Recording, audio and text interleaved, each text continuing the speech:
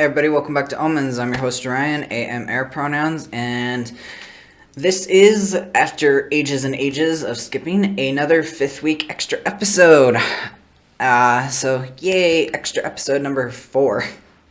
Alright, so this month, so what I've done with the extra episodes is I have planned a bunch of the 5th week ones out. However, they're all going to be kind of like deep dives into like little sections of astrology that's like, I can't really stretch this into like, for example, today's is the houses of the natal chart. It's like I can make this into a whole episode, but I can't exactly like split it up into a multitude of episodes like I am with the planets or I have with the houses, or sorry, with the signs.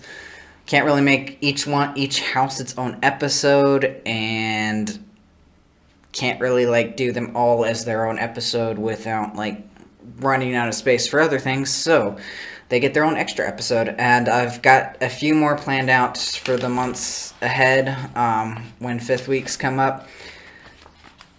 Mostly just because, as you all know by this point, I've gotten deep into my astrology, so here we are. Alright, so the houses of the natal chart. So overall, I got a lot of this, I needed that.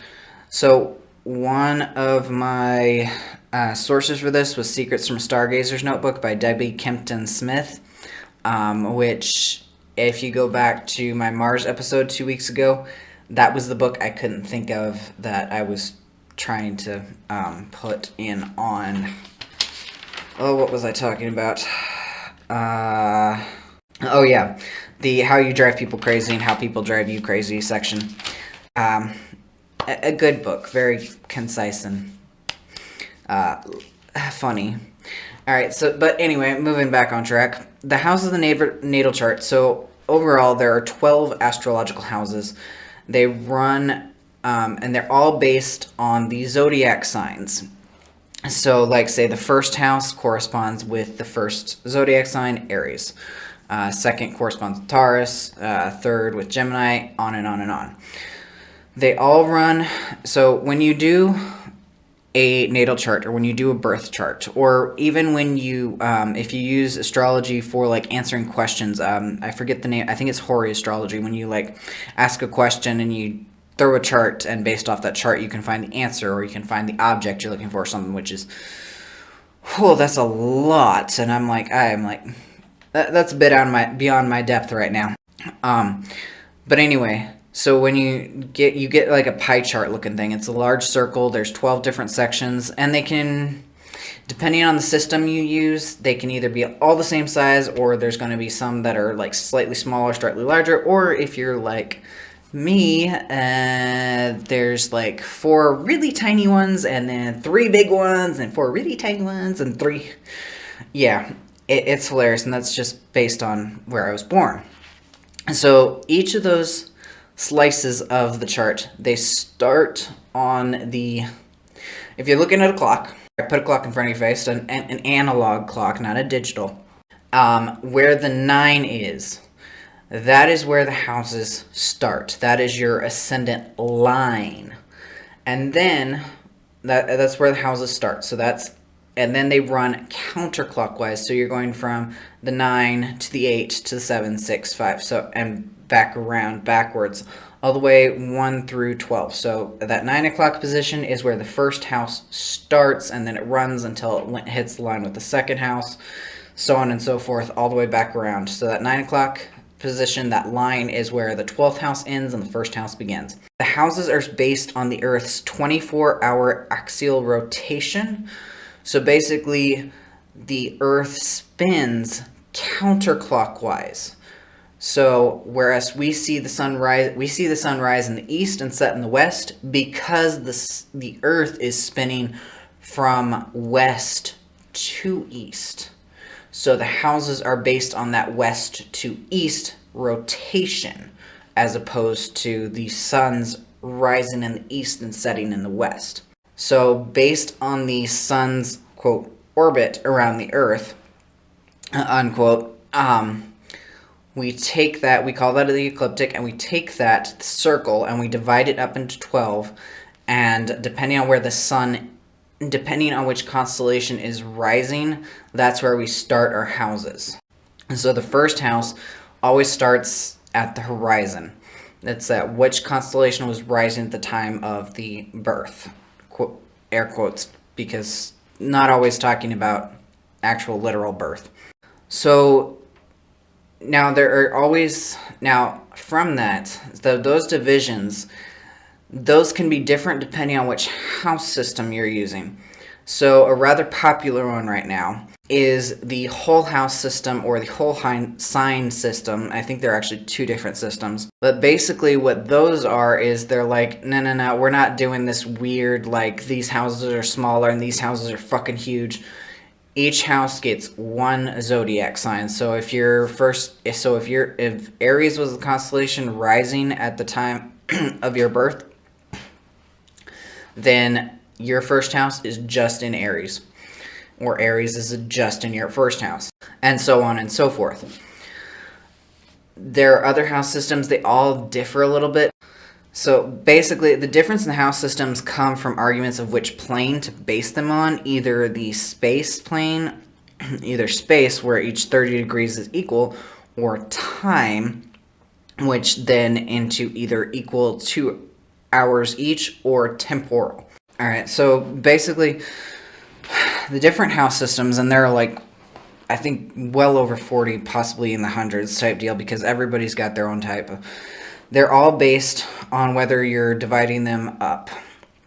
And whether you're dividing the ecliptic plane up by space, which is 30 degrees, which is where you get your whole sign systems, and your, basically you're equal, every house is 30 degrees, exactly.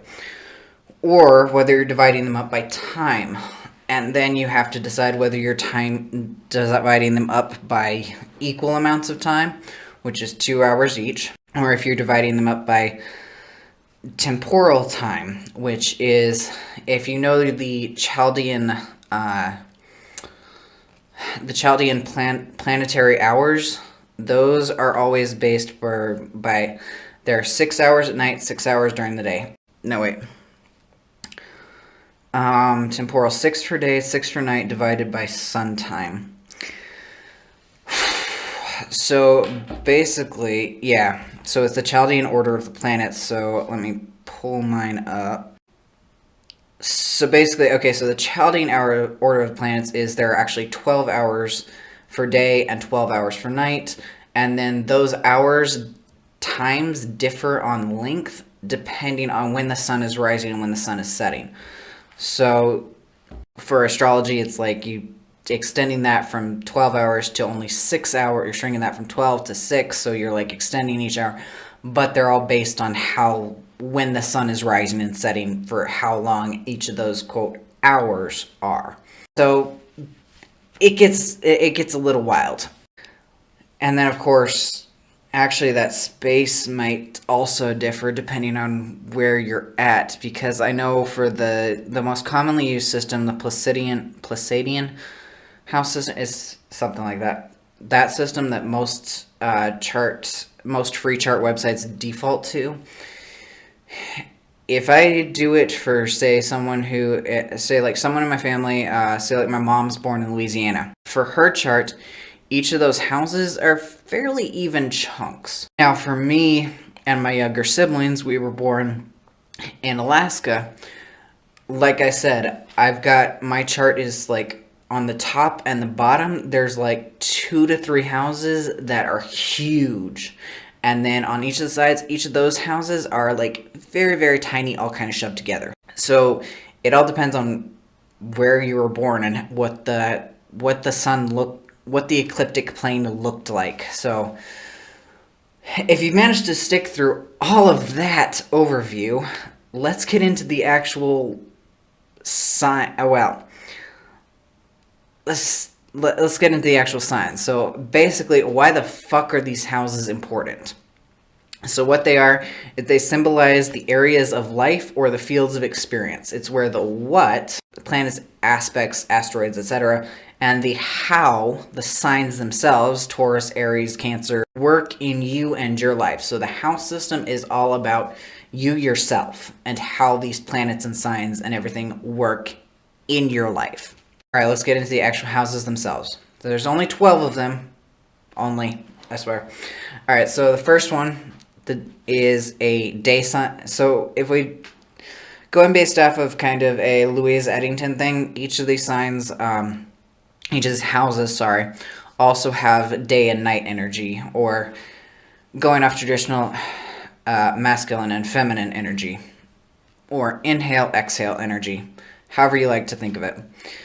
So the first one, and they follow along with the zodiac signs. So the first house is associated with Aries, so it's also a day house. So it's an inhale, it's energy, it's more outgoing, it's the sun energy type deal. And so in a keyword, the first house is the house of the self.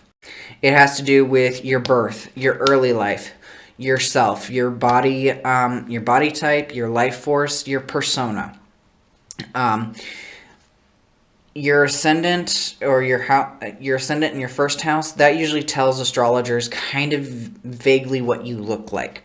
So if you recall back when I was doing my when I was going through the zodiac signs, I talked about the ascendant and how they looked, and how Louise Eddington's a complete guide to astrology totally fucking called me out on my rising sign as a Sagittarius on having stacks of books by my bed and under my bed, and they're neatly orderly arranged, I swear. And how, like, one of my friends who's a Pisces rising has a very soft look. That's same thing. Pisces risings tend to be soft and squishy, and my friend who's a Pisces rising is a soft and squishy body type.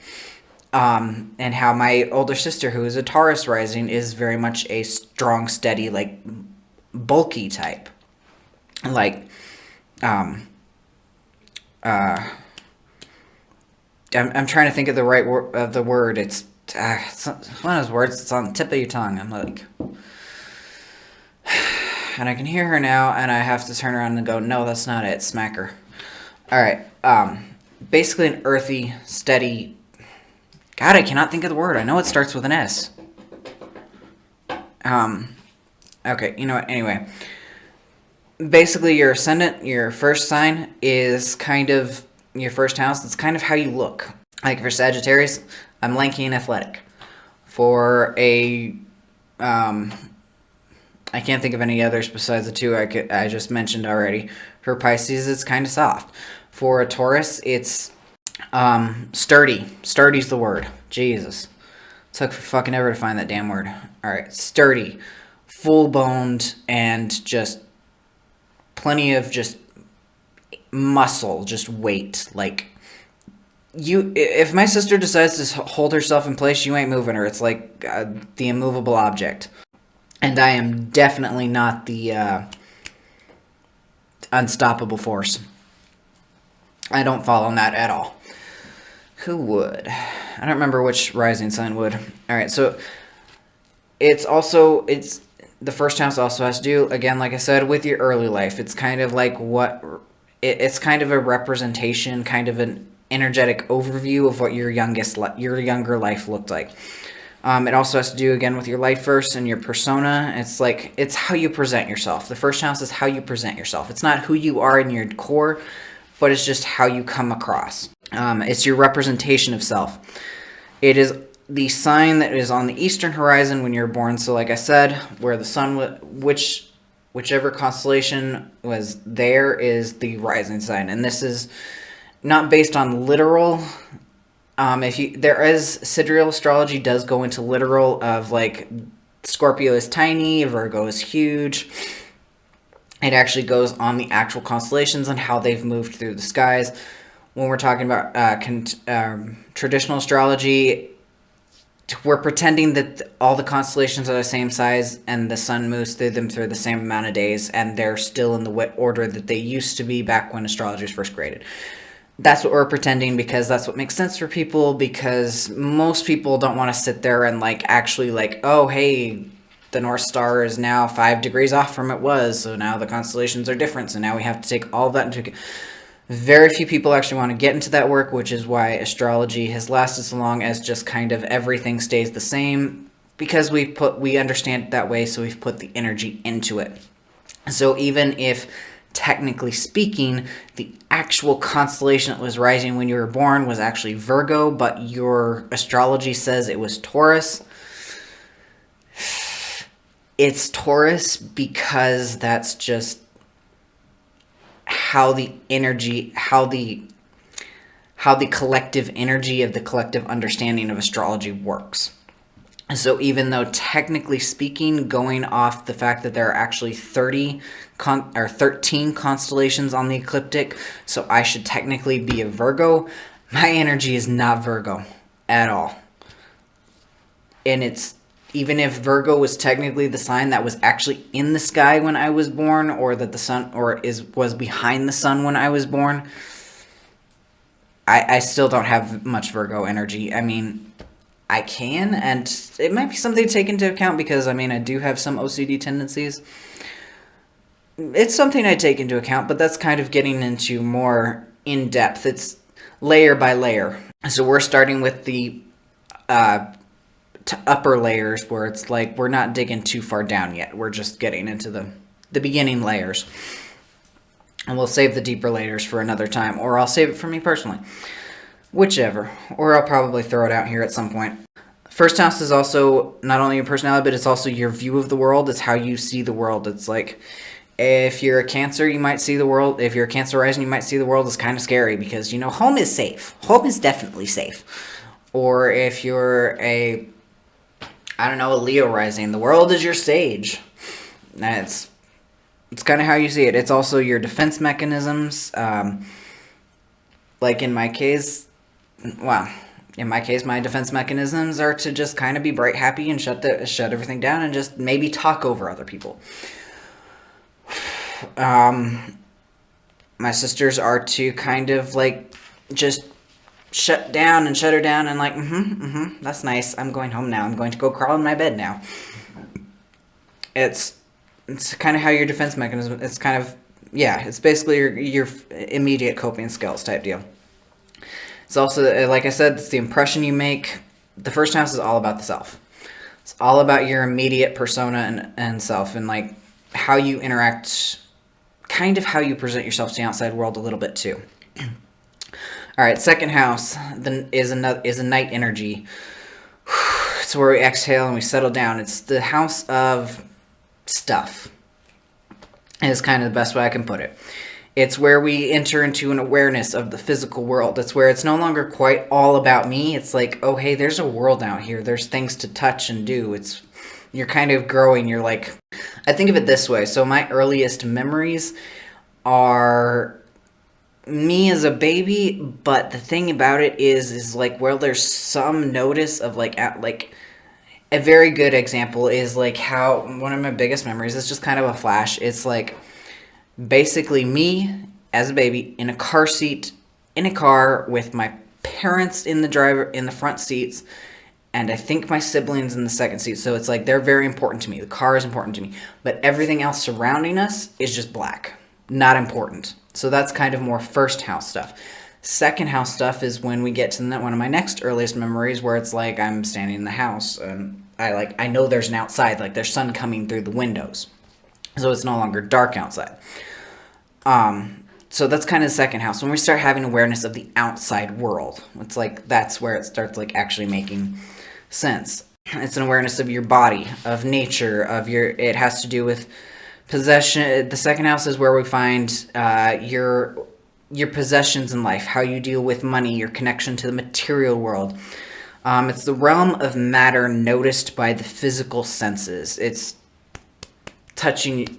being able to touch your own body, like, no, like, this is my face, and these are my ears.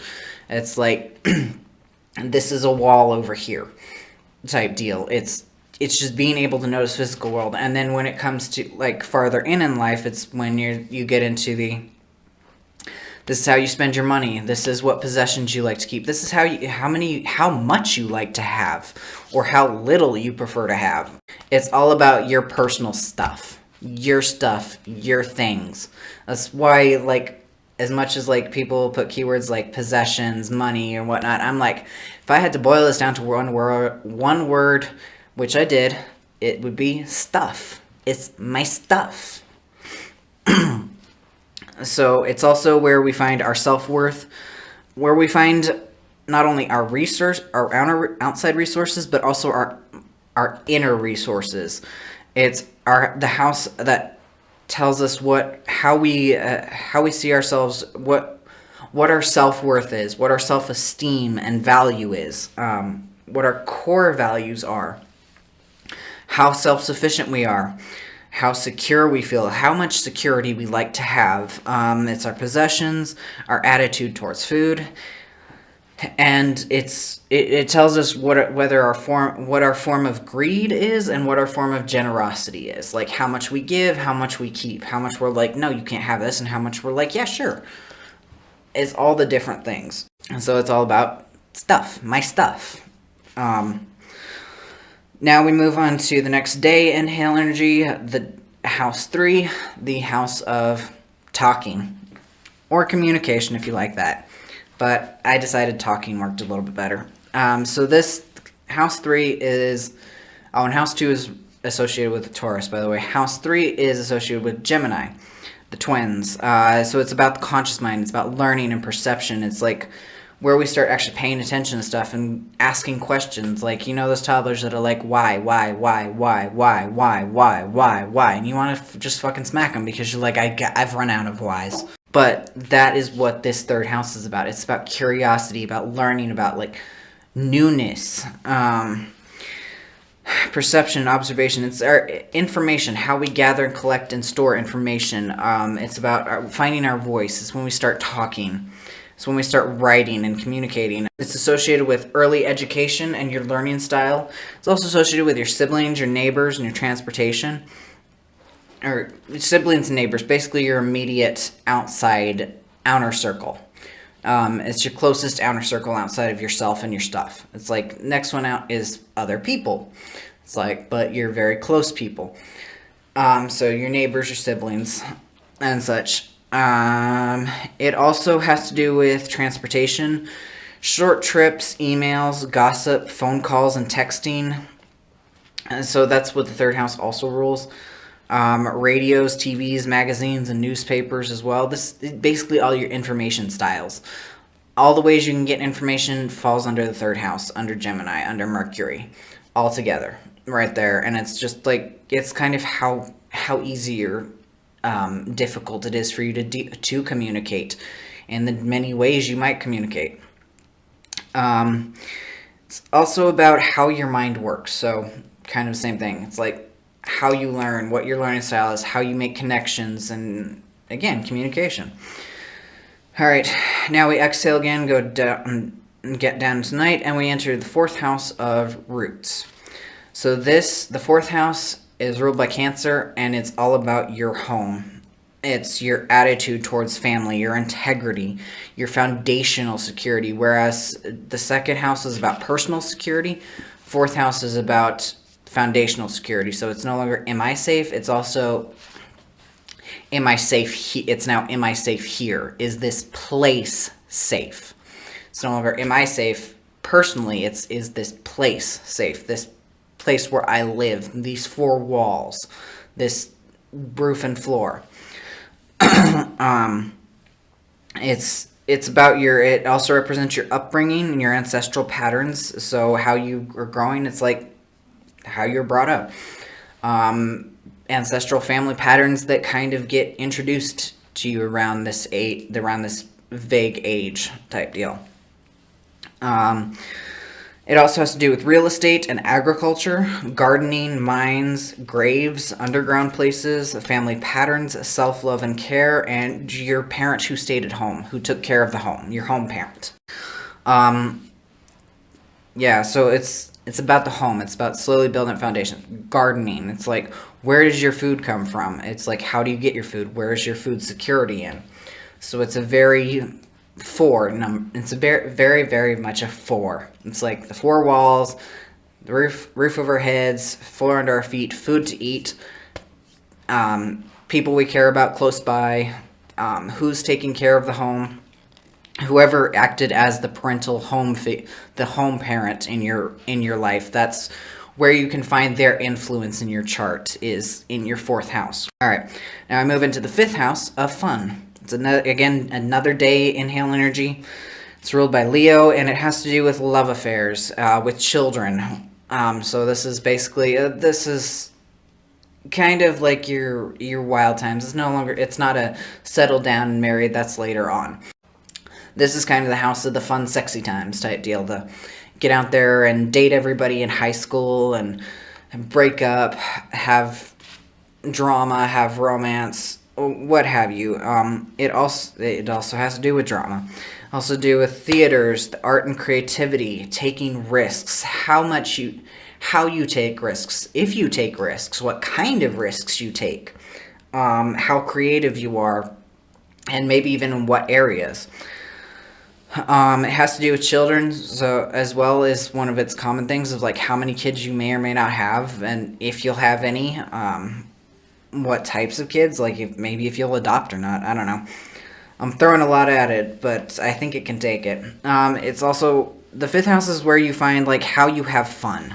Like what is your fun time? What is your do you prefer to read books? Do you prefer to watch movies? Do you prefer to go out to an amusement park? It's like how you have fun. It's running around. It's about game. It also has to do with gambling, schools, resorts, games and sports, giving and receiving, love. So it's basically just all the fun ice cream summertime. Summer vacation type vibe is the 5th house. It's about your childlike behavior. It's like how childish can you or cannot be, and it's like, is it a good childish or is it a bad childish? Your romantic qualities, your self-expression, how you actually like dress, how you present yourself. So whereas the 1st house is about the first impression you give, 5th house is where you glam it up, where you're like, this is who I am. This is the style I like. So it's all about self-expression. So naturally, it's all about adolescence time, the adolescent time of your life. This is the teenagers, the middle schoolers, the heartbreak and romance and drama of all of that bullshit. Stuff I'm glad I'm mostly missed out on. Yeah, so the 5th house, it's all about fun, creativity. Also has to do with children. And then it's the joie de vivre house. It's basically just, which I cannot remember what that actually means in French now, so lovely. Joy of life, that's what it is, I think. I'm pretty sure. Yeah, it's basically just where you find joy in life. Yeah, it's just like, it's the fun summer vacation. Alright, so after we've had all that fun, well, now comes the 6th house of routine. Now we've actually got to get things structured and settled and taken care of. So, and of course, it is ruled by Virgo. So the 6th house is where you find your need to be of service, your need to be of use. It's like where you're like, I need to do something. It's like the 6th house is where you can find that something. Like, how do you prefer to be of use? What service do you want to provide? What service do you want to do? Your daily routines and your work, it's like, it's all the constant over and over cycles. It's like, I get up, I bake breakfast, I brush my teeth, I go to work, I eat lunch, I come home. Those routines, the daily routines. 6th house is about your daily routines, your habits, how you serve other people, your obligations to people, and yourself. Even it's usually a bit more about to others than yourself, but if you've got the right aspects and signs and whatnot, might be you're a little bit more self-serving than other people are. So it might be about how you give service to not just others, but also yourself. It's the place of food, wealth, sorry, I read that wrong. It is the house of health and diets, pets, small animals, cleanliness, figuring out how to contribute to things, your clothes, subordinates, and community needs. So it's about all the little stuff, all the little details, the minutia that needs to be taken care of on a constant basis. All right, so after all that detail work is done, now we move into the 7th house of relations, which is, of course, Libra.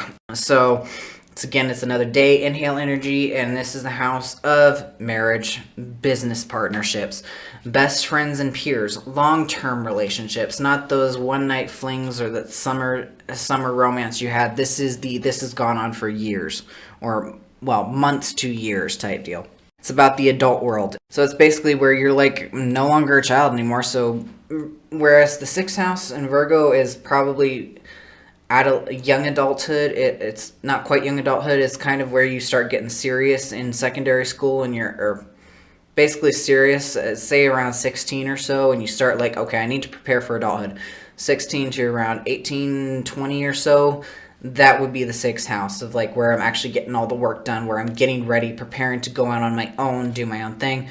7th house, Libra, is where it's like I'm now out in the world on my own. I'm creating relationships, I'm creating partnerships, I'm actually making connections, I'm doing things. It's like, no, the details are taken care of already. Now we have to actually do the things. So it's where you start being a diplomat, where you start figuring out the moves type deal. It's where you find your best friend, who your best friends are, what peer group you fall into. It's also the house of the Descendant. So where the 1st house is the sign of the Ascendant, so it's on the eastern horizon. The Descendant is the constellation that was on the western horizon, the one that's falling. So the Descendant is what you are attracted to and what you attract. So what you go out and what you just kind of feel drawn to, and what kind of just finds you. Which, now that I say that, I just had an epiphany as to why a lot of my best friends tend to be Leos, and it's because Leo is in my 7th house. Basically, the friends that tend to like fall, like just kind of orbit close to me, and they just end up sticking around for a long time. The 2 friends that I've had that are like that have been Leo suns. I'll have to see if that continues. So the 7th house is also the place of enemies, because enemies are long-term relationships. The place of opponents, contracts, business.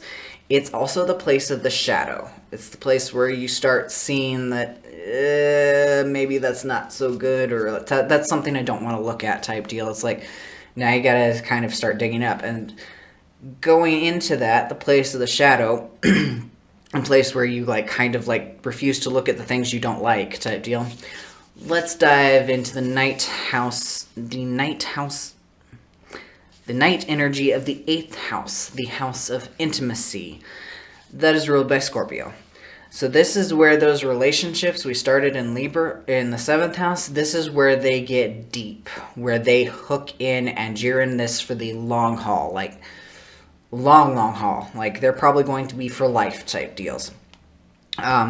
Your long-term partnership, your soul connections. This is where your merging of your life.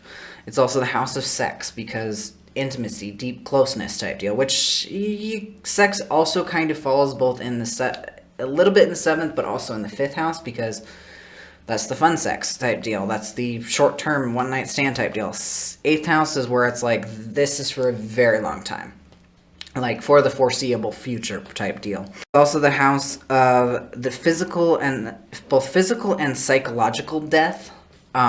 Basically, the 8th house is where shit breaks you down. This is where shadow comes up and you gotta fucking deal with it. Psychological transformation and regeneration. So 8th house is a lot about the psychology, about the mind, about actually like focusing in your head, about getting into the different types. So probably also a house of therapy. Well, actually, yes, it's the next keyword on there, therapy. It's also the house of psychiatry, the occult, and spirituality, because this is where you start really like digging into the muck and the mire, where you start getting interested in what lies underneath. Scorpio is all about diving into the murk and seeing what lies underneath. Scorpio is the sign of the deep ocean, so you're gonna get down in there. It's the place of detective work, psychism, great change through crisis. It's the house of death and taxes, the only two sureties in this world, death and taxes. It's the house of legacies and wills, emotional truth, soul exploration, and power. How in power you feel, basically. Or how you deal with power. Or how power comes to you. In what forms and stuff. So the 8th house of intimacy, that is when things get intimate. You get close and uncomfortable. And get comfortable being uncomfortable, basically. It's like the 8th house is where you actually dig into the murk of what's in your mind. So whereas the 7th house, it's like we kind of saw the shadow and maybe put it off and ignore it a bit. Coming into the 8th house, you digging into that shadow. All right, so then we move into the 9th house of height, is what I put. So we've gone deep. We've dug in the 8th house. So in the 9th house, Sagittarius, we shoot that arrow, we rise up. Straight up. It's the place where we've gone through the murk, so now we understand the higher consciousness. Now that we've dug deep, seen what's underneath, we can build up from that. So, it's the 9th house is a place of the mind expansion and philosophy. You've done the psychology, so now you can theorize the philosophy. It's also the place of higher education, where you go to school. So, if we go based off this house system for a life event, it's like it shouldn't go straight from high school to college. It should be, you've done high school, now you set up your connections in the real world, you do work, you start actually getting to work, you figure out what you really want, and then you go to then you go to college, then you go to university, then you build up on that foundation that you've really settled in. Just my thought. All right, so house of education. It's also the house of religion, experience, how you experience the divine, whether you don't experience it all, whether you are deep in there, whether you're kind of everywhere else on the middle. So it's kind of like, is your experience of the divine going to be an atheistic one where it's like, I don't see it at all? And I have met someone with that. He's like, I remember one of my former coworkers at a former job that was like, got to talking to him about spirituality and animism and stuff, and how I'm an animist. I see a soul in literally everything. And he's like, damn, I'm kind of jealous of that because I just do not see it. That's why he's an atheist, or he was at the time. It's been years, so that may have changed. I don't know. But either way, at the time, it still stuck with me. Because it's like, because I like psychology to a degree, and it's like some people just see the world, just experience the world completely different. And in my case, it's like everything is divine in its own way. It's all separate. I'm hard polytheist. Everything has separates, and I see animism. Probably not all the way to the extreme end. I think the extreme end would be pantheism, where it's like everything is one and everything is spiritual type deal. Whereas he's on the far other end where it's like nothing is spiritual because he just doesn't experience that. So the 9th house is where you find that experience, where you find how you deal with religion and dogma, how you, whether you prefer it or whether you're like, oh fuck no, I'm going to be my own free thing. Or whether you need that structure, you need that instruction. It's also the place of truth, freedom, wisdom, seeking and questing. It's the Sagittarius is the seeker, the what is this? So basically, in the 8th house, we dug deep into our own selves. In the 9th house, we're like, what's outside of us? What all can we learn? How far can we go? Which, again, far can we go? Because the 9th house is what rules long distance travel. It also rules the law, the right, and your perception of right and wrong, like your ethics and morals. It's also your faith and fame, and the natural law. It's a place of natural law. It's like what just is, and what can we learn about it?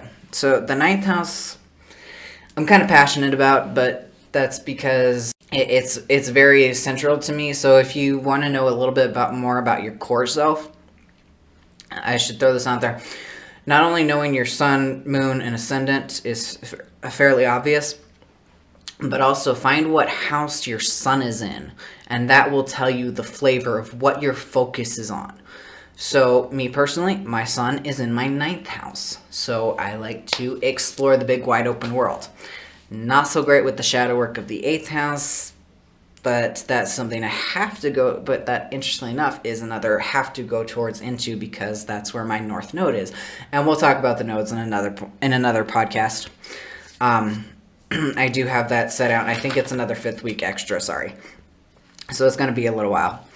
But anyway, so we have expanded ourselves in the 9th house. We have learned as much as our brain, as we can stuff into our brain. So now we got to calm it down a little bit, get a little more grounded, and go into the ninth house of the 10th house of the public. So the 10th house is where your reputation is, where a lot of times where people will see where your career is. It's the house ruled by Capricorn, the business person, the person with the clipboard that's like, okay, we got a bunch of things to do. Think Virgo, but a little bit, it's not all the minutia detail, it's the, I'm now in charge of all this stuff, so I've got to delegate. So it's where your mission or your contribution in life lies. It's where you can find that, where how you contribute to the everything around you, how you contribute to the world around you, what your mission is, which can be your career, but not always. So don't take it as strictly career.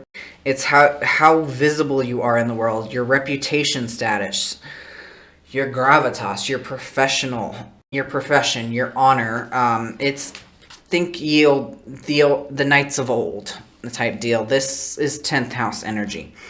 Your rank, institutions, and authority, your responsibilities in life, how responsible you are or aren't. This is also the house of your authority parent. So the parent that was kind of like in charge in the house. It's like who had the final say, who it was like, okay, yes, that's who, where you'd go to home parent to ask him for something. They'd be like, go ask your other parent. And it's like, they're the ones that have the final say on stuff. So this is the house of your authority parent. The one that wasn't always necessarily at home. Now, to be fair, could be the same parents. Your home parent may have also been the authority parent. It was like they had final say. Or it could have been the one that was out doing making the money for the home, or it could be a little bit of both. If you had multiple parents who none of them were really homemakers, they all worked, they might have both. You might have multitudes where it's like, well, say for example, let's just stick with two. If you had two parents who both worked and both came home and homemaked at night, you could say that they were both your home parent and your authoritative parent. One might have a little bit more than the other one would in different, like one might be a little bit more the home parent and the other one might be a little bit more the authority parent, but they were kind of close to the same. So in this case, it gets a little bit more like, you kind of got to discern, like, okay, is this more about my authoritative parent, or is it more about, basically, when you get into your authority house, is this more about this one parent or more about this parent? Like, which of these two parents that were both authority figures, which one influenced me a little bit more in my life? Or how did both of them influence me in this area of my life? You can't just put, like, one person in there. Alright, so it's also the place of fame, like how famous you may or may not be, how much public power you may or may not have. Where you promote yourself, and your man-made laws. This is no longer, the ninth house had the natural laws of like, this just kind of is. This is where we get into the man-made laws of why is this and what reasons and can we change it type deal. It's no longer it just is. It's now we can change it. 10th house is definitely about building up that mountain, which again, Capricorn is half mountain goat. It's also about getting a foundation because half sea goat, the Capricorn is a sea goat. So that sea is to dive down and like, let's build this mountain from the bottom up. We're taking all the stuff we learned from the 8th house, all the stuff we learned from the 9th house, and we're putting them together in the 10th house type deal. This is where we get deep and we build that stable, solid, rock hard foundation, and we build it up to as like every stone is in place. This is the place of the castle type deal. This is where your castle is. Where's your authority? It's where your authority is, where your laws are, your mission in life type deal. All right, So we get all this structured, settled down. We've got deep in the foundation. We built our self up. We've got our castle built. So now we move from the 10th night house to the night 10th house. And we move into the 11th house, which is, again, another day energy, another inhale energy. And this is the house of community. So this is where we're in our castle. So now what about all this world around us? How does this interact? How do we interact with the world around us? And who are we in the world or in the world? So 11th house is ruled by Aquarius. And this is the house of our friends and associates, our peer groups, our peers, our groups.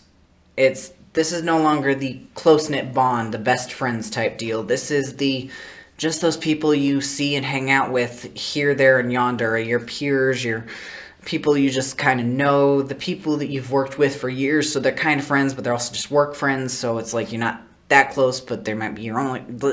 This is kind of your outer layers. This is where your hopes and your dreams lie, your idealism, where you're like, what if we could change this? We've got our castle, so this is now our dreaming area. Like, what could we do? What could we change? Type deal. This is where you join clubs and groups. This is about how you belong with other people. It's your belonging. It's also about others' children. So whereas the 5th house is about your own children, the 11th house is about other people's children. So it's like how you interact with them. Also the place of organizations and social causes, social connections, politics, the internet, social media, the future, big ideas, the detachment from authority, the genius. This is the out there house. This is where you see how you expand, how far out you get. So we've like seen the sky, like the sky's the limit. So we've seen all that in the 11th house, and now we dive back down into the 9th house, which is the 12th house, which is the house of the cosmos. Now the reason I say this is we're both diving farther out and deeper in at the same time, because basically we've gone from the planet in the 10th house to the sky's the limit in the 11th house, and now even farther out into space, which is where things get dark again, in the 12th house. This is the house of the cosmos. This is where we're now the house of meditation, the house of self-exploration. It's like we're no longer diving deep. We're not diving deep into the muck like we did in the 8th house. We're expanding ourselves spiritually. The 12th house is kind of the house of the spirit, the place of the mysterious and the mystical, of the time before birth and after death. Basically the time outside of town. This is where we get into the occult, the mysterious. Altered states. Have meditation in here twice. It's also the house of bondage, where you see where you're bound and where you need to be untied and untethered. It's the house of confinement, but also the house of the imagination. So Pisces is the house of the two fish that are constantly swimming around. So it's a duality house. So it's similar to Gemini and Libra. So Gemini, Libra,